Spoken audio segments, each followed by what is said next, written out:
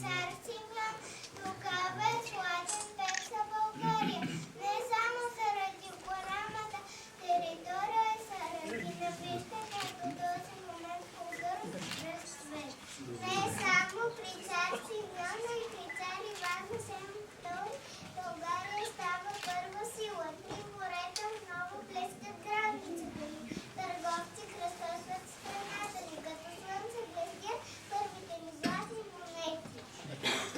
Сладен Богат, велики царе, велика държава.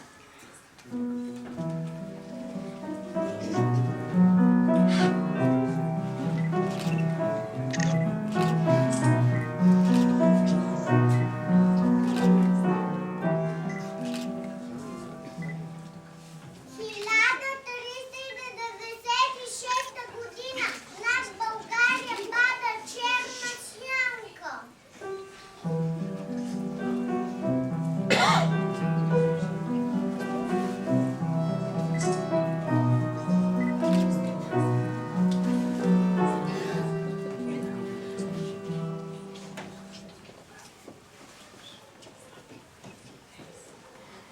Народът бе мирен и почти засмян. Сред робство тежко хода се пиян. Той ядеше, пие се, зъне се по Петров ден. Среща се Велик ден, по Коледа чака се Гергьов ден. По Коледа се веселеше и хваляше битието, а мъките бяха страшни под небето.